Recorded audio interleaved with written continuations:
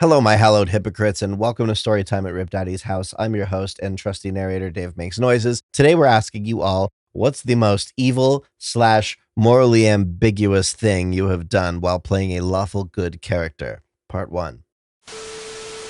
My story, I played a lawful good paladin, and we recently saved a little girl from an ogre, and she came to me one night saying that she can't sleep because she's having nightmares of the ogre. She asked my character specifically because he was the first person to try and talk to her when he found her. That having nightmares bit went over my head, and I just casted sleep on her. My group is now joking that I chloroformed a kid just so I don't have to talk about it. My DM doesn't know yet, and I suspect it will freak him out, but my lawful good dwarven cleric of Moradin is going to use Rise Dead as soon as I have occasion.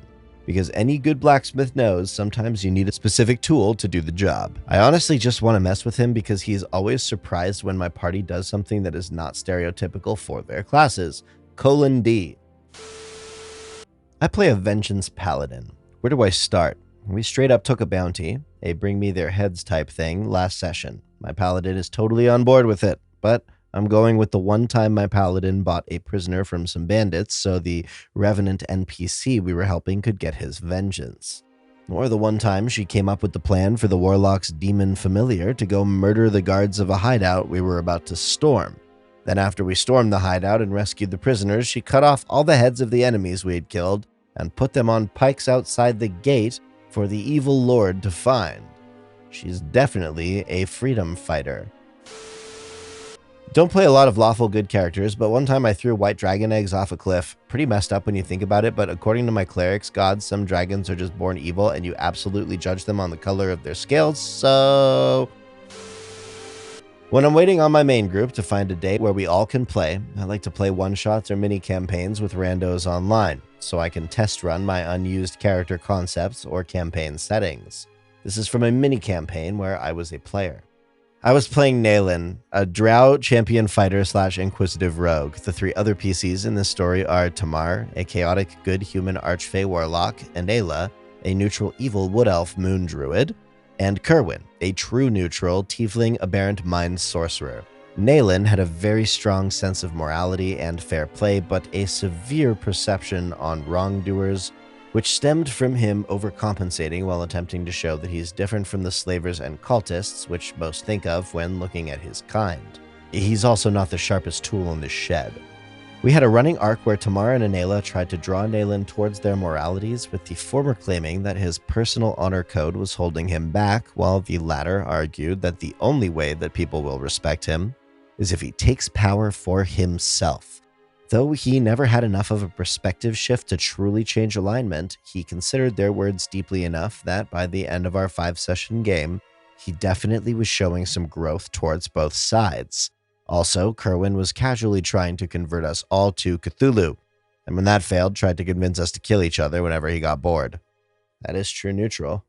Remember, alignment is just a loose recommendation for your character's mindset. Lawful good means that you are generally selfless and try to help others instead of simply serving yourself, and that you either put a lot of stock in order and people in power, or, in the case of Naylan, that you conduct yourself according to an extremely strong personal code.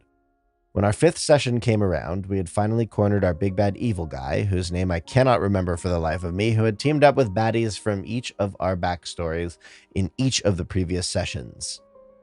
In Naylan's case, he recruited his uncle Valor, who had trained him to fight and tried to train him into an assassin, then killed his family after he refused in an attempt to sever his ties to his humanity, which only made him more intent on avoiding his service. He was the big bad evil guy's first recruit, so we had multiple run-ins with him. In previous encounters with Valor and his agents, Naylan planned to prove that his uncle had no control over him by refusing to fight him even after all of his provocations. Not the best tactic, but like I said before, he's not bright enough to be a master manipulator. In fact, this allowed him to be manipulated quite easily by his uncle, which his allies responded to by repeatedly trying to get Naylan to kick his ass. By the time our final fight rolled around, Naylan was finally on the verge of giving in and giving his uncle what for. Tamar and Anela were both desperate for it, and Kerwin was playing with tentacles. Not like that. This finally came when, after the big bad evil guy and 2 of his allies were down, Valor threw a fireball charm, basically a hand grenade, and KO'd both Tamar and Anela. Faced with either ignoring his friend's previous advice and helping them, or following their advice and taking revenge, he chose the latter. They both failed their death saves, while Kerwin was left to fight the last baddie on his own, but barely scraped through thanks to some clever usage of his Revelation in Flesh ability. Nayland, meanwhile, Sparta kicked his uncle from a balcony, then returned to find his two friends dead, and Kerwin putting on a puppet show with their bodies because Cthulhu craziness or something. Now, walking in on this scene, Nayland was a little suspicious, but started off simply questioning the situation. However, after seeing Tamara and Anela's players repeatedly DMing "do it" over, and knowing that this was our final session, I decided that this was a turning point for Nayland. We had a fight, which I won quite handily, as he'd already used all of his spell slots and sorcery points. And I got lucky with avoiding his cantrips before I got close enough to wail on him. Afterwards, Nayland decided his actions were completely justified, as he took down a tyrant for the good of his home and, as far as he knows, a betrayer and murderer. His friends knew what they were getting into, right? This sent him on a downward spiral of delusion and self-righteousness, before he eventually became a Discord moderator. Okay, that last bit might be made up. Nice. I already shared this under the most underhanded video on YouTube, but it fits here as well. The enemy invited one of our party to parlay, so I, the fighter, volunteered to go while the rest of the party tried to sneak in another way. Negotiations don't go too well, and I'm sent back. Only I can't go since my party is on their way to me. So I sit with the leader of mercenaries hired by the enemy to bolster their numbers and play cards with him. He seems like a nice guy who would have been willing to join us instead had he not accepted a contract already. I ask him, when it all goes down, will you stand against us? To which he realizes why I haven't gone back to report to my party. He agreed that if I beat him in cards next turn, he'll pretend he didn't hear that and won't warn his employer. Unfortunately, I lost, but luckily I was ready for that. I scratched his leg with my dagger coated in a paralyzing poison, and as he couldn't move, I apologized and stabbed him through the heart. This unfortunately summoned his guards, teleported them in the room, but that's what explosives are for.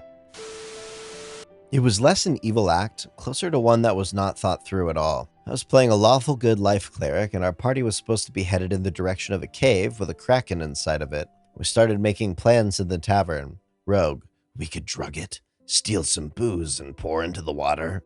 General sounds of agreement. Me, wouldn't it just be easier to buy it? Fighter, sarcastically. Oh, that's right, I forgot you have all that gold on you, don't you? Me, look, all I'm saying is let's try and do this without bloodshed, okay? More general sounds of agreement, so we went into the town to do a bit of an investigation and further plotting. The rest of the party was going to sneak into the tavern's cellar to loot the drink while I provided a distraction for the rogue to steal the keys from the barmaid. I started to panic when the patrons could hear strange noises coming from the cellar doors, so I did the only intelligent idea that came to me. Hey, who wants to see a magic trick? As I unfurled my recently acquired Scroll of Thunderbolt and cast it wildly into the room, and accidentally murdered 3 patrons with a nat 20 to hit. From there, things just spiraled even further out of control. Aside from being a wanted fugitive for stealing forbidden knowledge, being a human that knows blade singing, Mayfly largely rides the line between lawful good and lawful stupid. Like he challenged a grandmother hag to a one-on-one duel and got raffle stomped by it. However, when he was stuck in the Citadel of 1,000 Pearls, he bought freedom for half the party, as well as medical attention for an NPC, and access to the library to research the MacGuffin. The price? A baby aboleth a former party member adopted to try and rehabilitate. He straight up opened a portal between where the aboleth was living and an aquarium the Marid had on hand and thought to the aboleth, I found you a place with plenty of slaves. Of course, leaving out the fact that the aboleth would be one of the slaves. I was playing a Ratfolk Ranger. Our Kenku druid was waking the party up by making loud noises on top of the tavern. A town bully threw a rock at his face and our Kenku became unconscious. I cussed the bully out so bad he died of a heart attack.